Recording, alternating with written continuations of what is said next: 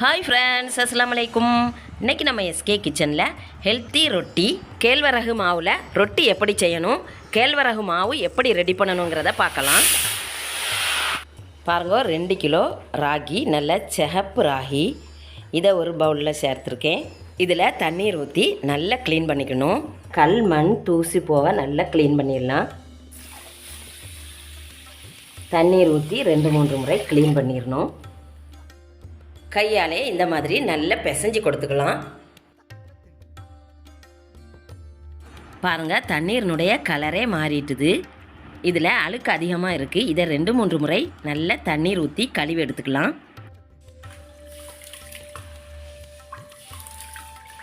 பாருங்கள், எவ்வளோ அழுக்கு தண்ணியாக வந்திருக்கு. இந்த கேழ்வரகுல அதிகமாக மண்ணும் இருக்கும். அதனால் இந்த மெத்தடில் அரிச்சு எடுத்துக்கணும். இப்படி செய்தீங்கன்னா மண்ணெல்லாம் கீழே தங்கிரும். இந்த மெத்தடில் தான் கல் அரிக்கணும்.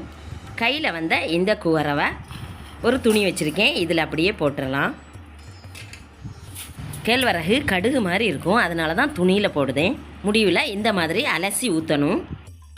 இதில் கல் இருந்தால் கீழே தங்கிரும்.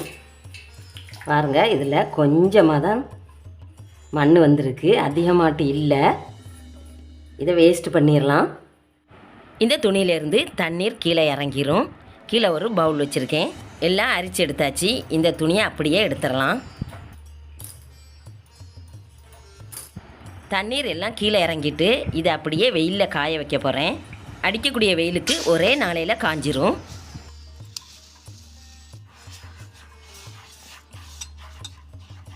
நான் இதை 2 நாள் காய வச்சு மில்லில் கொடுத்து திரிக்கலான்னு இருக்கேன்.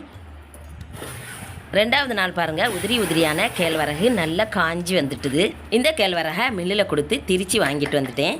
இந்த மாதிரி நைஸ் அரிப்பில் அரிச்சு எடுக்கணும். உமியை வேஸ்ட் பண்ணிட வேண்டியதுதான். இந்த மாவை எல்லாத்தையும் ஒரு கண்டெய்னரில் ஸ்டோர் பண்ணிடலாம்.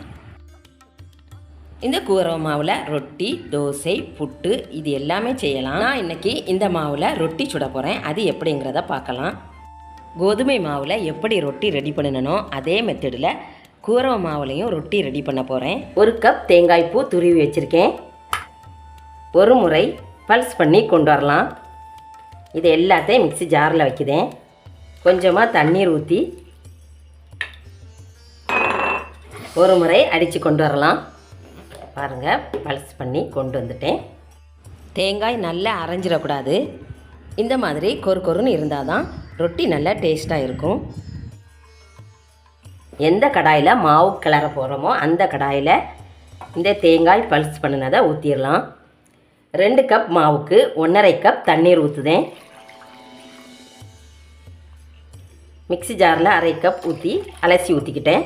தேங்காய் பாலுக்கு தேவையான உப்பு 1/2 டீஸ்பூன். உப்பு வச்சதும் ஒரு முறை நல்லா கலந்து விட்டு உப்பு எப்படி இருக்குன்னு செக் பண்ணி பார்த்து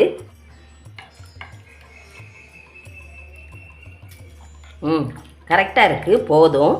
தேங்காய் பாலை அடுப்பில் வச்சுருக்கேன். ஒரு முறை நல்லா கொதி வரட்டும். லிட் போட்டு மூடி வைக்கலாம். தேங்காய் பால் நல்லா கொதிச்சிட்டு இருக்கு. ஓப்பன் பண்ணிட்டேன். ஒரு முறை நல்லா கலந்து விட்டுக்கலாம். எடுத்து வச்சுருக்கக்கூடிய 2 கப் கூரவ மாவையும் ஆட் பண்ணிட வேண்டியதுதான். கொஞ்சம் கொஞ்சமாக கலந்து விடணும். பாருங்கள், நல்லா கொதிச்சிட்டு இருக்குது.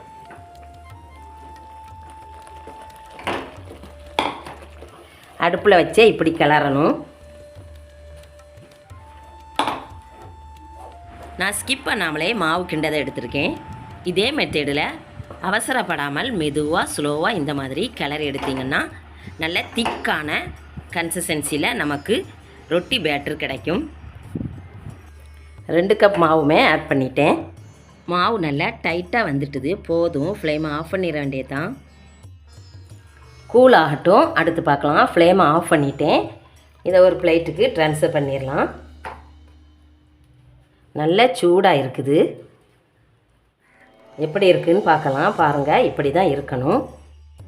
கையில் இப்படி மாவு எடுத்து பார்க்கும்போது மாவு நல்லா உருண்டையாக வரணும். அப்போ தான் ரொட்டி பரத்துறதுக்கு நல்லாவே வரும். ஒரு பவுலில் தண்ணீர் எடுத்திருக்கேன். கையை இப்படி நனைச்சிக்கிடணும். அப்போ தான் கையில் ஒட்டாது. எல்லா மாவையும் நல்லா விரசி ஒன்று சேர்த்துற வேண்டியதுதான். பாருங்கள் மாவு நல்லா விரசி ஒன்று சேர்த்துட்டேன். மாவு நல்லா சாஃப்டாக வந்திருக்கு. ஒரு ரொட்டிக்கு கணக்காக பால்ஸ் எடுக்கலாம். ரொட்டிக்கு தகுந்தபடி கொஞ்சமாக இப்படி மாவு உருட்டி எடுத்துக்கணும். நல்லாவே பிசைஞ்சு எடுக்கணும். அப்போ தான் ரொட்டி பரத்துறதுக்குமே நல்லா வரும். பாருங்கள் ஒரு பால்ஸ் ரெடி ஆகிட்டு. இதே மெத்தடில் எல்லா மாவையும் எடுத்து வைக்கலாம். எல்லா பால்ஸுமே ரெடி ஆகிட்டு. பால்ஸ் எல்லாம் காயாமல் இருக்க ஒரு துணியில் தண்ணீர் நனைச்சி இப்படி மூடி வைக்குதேன். ரொட்டி ப்ரெஷரில் வச்சு தான் ரொட்டி ப்ரெஸ் பண்ண போகிறேன். இதில் கொஞ்சமாக ஆயில் அப்ளை பண்ணணும். அப்போ தான் ஒட்டாமல் வரும். 2 பக்கமுமே ஆயில் அப்ளை பண்ணிடலாம். ஒரு பால்ஸ் எடுத்து இப்படி சென்டரில் வைக்கணும். பால்ஸை வச்சதுமே நல்லா ப்ரெஸ் பண்ணிட்டீங்கன்னா ரொட்டி ரெடி ஆயிரும்.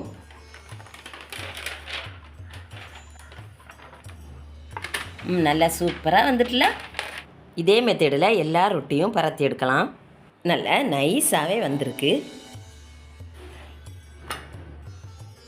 நல்லா சூப்பராக இந்த பேப்பர் போட்டு பரத்துனீங்கன்னா நல்லாவே வந்துடும். இதை இப்படியே எடுத்துடலாம்.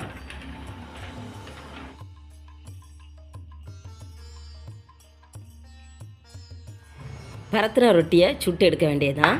தோசைக்கல்ல அடுப்பில் போட்டிருக்கேன். இதில் ஒரு டிஷ்யூ எடுத்து தொடச்சி விட்டு ரொட்டியை அப்படியே வச்சிட வேண்டியதான். ஒரு ரொட்டியாக இப்படி சுட்டு எடுக்க வேண்டியதான். ஒரு பக்கம் வெந்ததும் அடுத்த பக்கம் பெரட்டி போடுதேன். பாருங்கள் போட்டதுமே நல்லா பொங்கி வருது. 2 பக்கமும் இப்படி பெரட்டி போட்டிங்கன்னா நல்லா பொங்கி வரும். எடுத்துட வேண்டியதான். 2 பக்கமும் வெந்துட்டுது. அடுத்த மெத்தேடு, ரொட்டி ப்ரெஷர் இல்லைன்னா இந்த மாதிரி பிளேட் எடுத்துக்கிடுங்க. இப்படி ரவுண்டாக இருக்கணும். இதில் ரொட்டி ஈஸியாக பரத்தலாம். அது எப்படிங்கிறதையும் பார்க்கலாம். ஒரு காட்டன் துணி எடுத்திருக்கேன். இதை தண்ணீரில் நனைச்சி இந்த பிளேட்டுக்கு மேலே இப்படி விரித்து வச்சிடலாம். இதில் தான் ரொட்டி பரத்த போகிறோம். ஒரு பால்ஸ் எடுத்து வைக்கிறேன். இப்படி சாஃப்டாக இருக்கணும். இந்த மாவில் ஒரு சின்ன ரவுண்டு எடுக்குதேன். இதை இந்த பிளேட்டில் வைக்கணும். கையில் கொஞ்சமாக தண்ணீர் நனைச்சிக்கிட்டிங்கன்னா மாவு கையில் ஒட்டாமல் வரும். கையாலேயே இப்படி ப்ரெஸ் பண்ணி பிளேட்டு ஃபுல்லாக விரிச்சிட வேண்டியதான். ரொட்டி ப்ரெஷர் இல்லாமல் பிளேட்லேயே ரொட்டி ரெடி பண்ணிட்டேன். இதுவுமே ரொம்ப கஷ்டம் கிடையாது. ஈஸியாக செய்திடலாம். நான் ரொம்ப நைஸாகவே ரொட்டி பரத்தியிருக்கேன். பார்க்கவே தெரியும்னு நினைக்கேன். அடுத்து பிளேட்டில் ப்ரெஸ் பண்ணினதை போட போகிறேன். பாருங்கள் அதுவுமே நல்லா சூப்பராக இப்படி வந்துடும். எடுக்கிறதுக்கு நல்லா க்ளீனாக வந்துடும். பாருங்கள் பார்க்கவே உங்களுக்கு தெரியும்னு நினைக்கேன். போட்டுக்கலாம். ஒரு ரொட்டி அடுப்பில் போட்டுட்டு அடுத்த ரொட்டியும் பரத்தி எடுத்துடலாம். இப்படி உடனுக்குடனே ரொட்டி ரெடி பண்ணிட வேண்டியதான். பாருங்கள் நல்லா சூப்பராக வந்திருக்கு. இந்த துணியையும் இப்படியே கலத்தி எடுத்துடலாம். நல்ல ஈஸி மெத்தேடு தான் இது. கல் நல்ல சூடாக இருக்கும்போது அடுப்பில் வைக்கிறேன். ரொட்டி சூடாகி கல்லை விட்டு இலகி நிற்கும். அந்த டைமில் பெரட்டி போட வேண்டியதுதான். 2 பக்கமும் பெரட்டி போட்ட பிறகு பொங்கி வரும் ரொட்டி.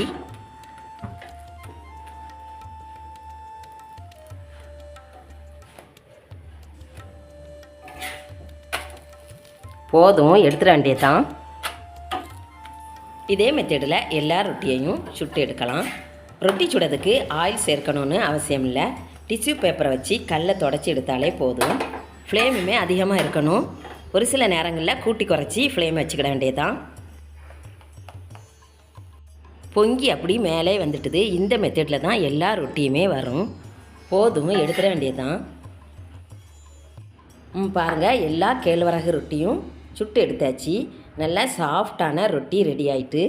பாருங்கள் இப்படி எடுத்து பார்க்கும்போதே அதனுடைய சாஃப்ட்னஸ் தெரியுது. சைடிஷாக எக் கிரேவி ரெடி பண்ணியிருக்கேன். சாப்பிட்டு பார்க்கலாம்.